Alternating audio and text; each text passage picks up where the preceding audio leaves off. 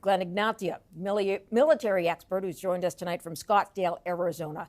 Glenn, let's start with the hospital explosion, if you don't mind. The U.S. president cited the American intelligence when saying that Israel is not responsible for the blast. But what kind of intelligence would the Americans have? Well, it'll be a variety of different things with resources that are from the surface all the way up to space. Because of our carrier group that we have there, there's a lot of intelligence, surveillance, and reconnaissance resources that are there. Plus, with everything that we have overhead in orbit. Because of the intensity and everything that's going on in Gaza, I can guarantee that there are a tremendous amount of assets watching what has happened since the kickoff of the terrorist attack. So with those resources, they don't usually share what the source of the information is because that's the sensitivity and the classification. But the idea that they're able to see that as the most important thing to verify that it was actually a Hamas rocket, I think that's the most critical part. Okay, the Israeli Defense Force also says that the damage left behind indicates this was a rocket blast by militants and not a strike by the Israeli Air Force. How would they be able to tell that? A couple of reasons. Well, first of all, you saw the recording. So there's a lot of electronic intelligence sources that are out there that are capturing these recordings. And that recording translated into English stated that it was the Hamas leaders coordinating that the rocket went errant and actually impacted an area. That area happened to be the hospital. But there's a couple different things. Is you can look at the angle based on where the strike came from.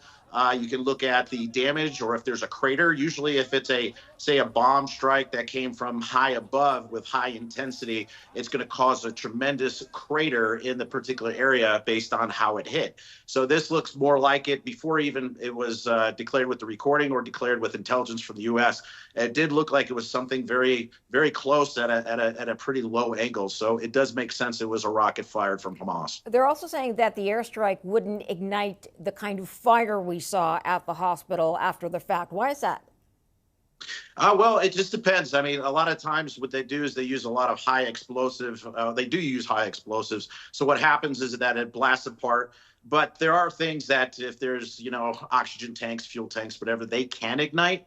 But it really just depends on the weapon. So compared to what's being either dropped from an aircraft or the difference between the rocket that fired. It's usually the material that's around it that ignites versus the explosive itself. Got it. All right, let's get to financial support for Israel. We know that the U.S. gives Israel $3.8 billion a year. So that's part of the 10-year agreement that began back in 2016. And Joe Biden says that he will ask Congress for an unprecedented support package. What could that look like? So what was announced when we said unprecedented had a tag of $100 billion on it. Now, that's the shocking number for a lot of Americans right now. But in all honesty, when you cut it down, most of that is actually going to Ukraine with an allocation, at least an estimated allocation right now from sources that it's going to be about $10 billion that's going to go to Israel. So that's almost like 3 years combined. And in the entire time since World War II, it's been about $158 billion that has been given to Israel. And that 3.8 we were talking about, that's been routine. That's 16% of Israel's entire defense budget. So plussing them up to 10 is a significant step. Okay, and is this cash for the Israeli Defense Force to purchase weapons or whatever it needs? Or is this financial support sort of used in other ways? Are American weapons, for example, sent to Israel? It's going to be a combination. Like 100 million of that is being dedicated to humanitarian effort to help out as far as what is going on in the humanitarian crisis. But that could be things that have happened in Israel and things that are happening in Gaza. So 100 million is being carved off for that. But that big chunk, those are usually weapon systems. So you're talking about aircraft, ammunition. Most of the aircraft that Israel flies is the F-16, F-15s, and even now the new F-35s. So this could be potentially increasing their Air Force. The JDAMs, which are Joint Directed Attack Munitions, those are smart bombs that hit targets precisely. So all that entire envelope of weapons can be supplied, and I guarantee is part of that large package. So the U.S., Glenn, also, of course, supports the Iron Dome. The Iron Dome, of course, is the air defense system, and it intercepts and destroys short-range rockets. How does the U.S. support the Iron Dome? Actually, some of the technology, I would say a good portion of it is actually provided by the United States in joint development work. In fact, the United States has about two of the Iron Dome systems that we currently have and have taken. In fact, Ukraine is looking for the Iron Dome systems, but it is the main component. There's probably 10 batteries, more than 80 plus missiles that are spread per each battery that protect the country as well. It's a pretty smart system, uses radar, and it detects if a rocket is going to hit an empty field, it'll let it go, and it'll only intercept the rockets that are actually going to go into a city that'll possibly damage it. So it's actually a very smart system. Yeah, sounds like it. The ground offensive, we know, is going to happen. We don't know when. We don't know really any other details. What do you see as the biggest challenge? I'm going to use the word successful for this to be successful to quash Hamas. Well, the part is, the difficult part is doing it methodical. So when you see these airstrikes and everything, that takes care of preparing the battlefield. I think we mentioned before about wiping out the command and control centers or significant weapon emplacements. But just because you blow it up doesn't mean anything. You have to occupy it and you have to go through it very methodically. And that's where the troops and the ground troops are going to have to do this. And it's very dangerous because, again, the density of an actual city, so military operations in urban terrain, that's what we call it. That's going house to house, building to building. So that's very dangerous. In addition, there is a lot of rubble and so forth. So that gives Hamas an incredible capability for one, hiding, and also for setting booby traps, bombs, etc., to try to wipe out the IDF. Not to forget, those tunnel systems, as we mentioned, they're very complex, and I don't believe they're mapped out that well. And you never know where somebody's going to pop out. So they're going to have to be very slow, very methodical, and go, pace by pace. The whole idea of trying to get some hostages out is definitely on the mind of them all, but it is not preventing them from going full on with the operation. So it's very slow, methodical. It's a dirty fight, and it's a dangerous fight. Glenn, how do you deal with that tunnel system? As you mentioned, they may not have accurate mapping of where the tunnels are and how they're built, meaning if they're reinforced inside. How do they try and take out that system? Well, like in Afghanistan, we used to use what's, basically to explain it in layman's terms, very high pressure bombs so that they would explode. They would overpressurize the particular tunnel, and then it would cause a vacuum and cause the tunnels collapse. But here's the issue: is are hostages and others kept in those tunnels? So that's the question to balance out: is do you try to put explosives in and take them out, methodically as well, or are you going to move through those tunnels? So that's something that is really on the precipice of a decision making for Israel and the IDF to decide what they're going to do.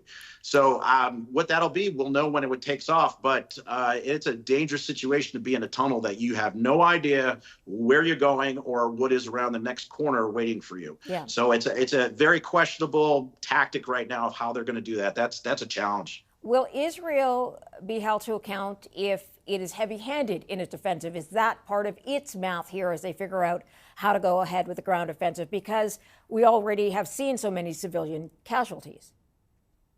Yeah, even in the past when Hamas was launching rockets and Israel was responding, Israel for many, many years was chastised of being heavy-handed.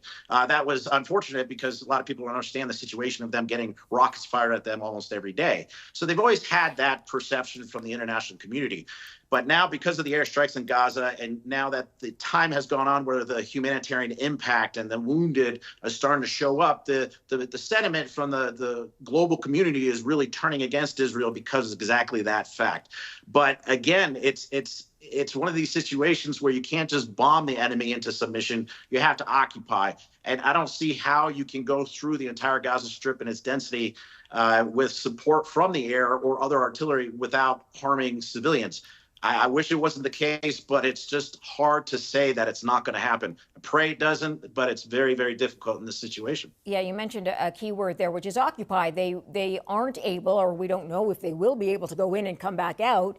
They have referred to this being a longer-term war, but wouldn't that be a violation in the eyes of the world if they do then station troops in Gaza?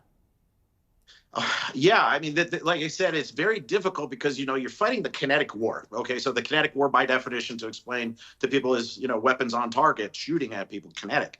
There's the information warfare, which Israel, unfortunately, is losing because The Palestinians, Hamas, they're doing a great job showing all the damage and hurt to individuals, which is the humanitarian situation.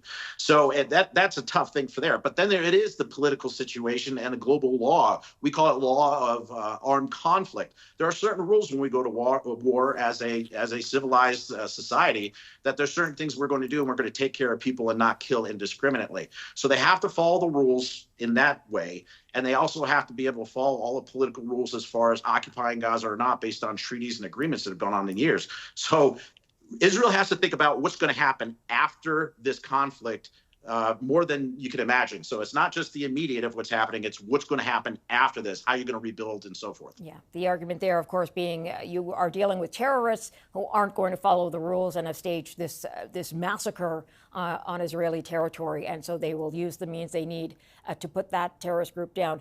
Glenn, great to have you on this. Appreciate you joining us on the show tonight. Absolutely. Nice to see you again, and let's hope for the best in the coming days. Absolutely.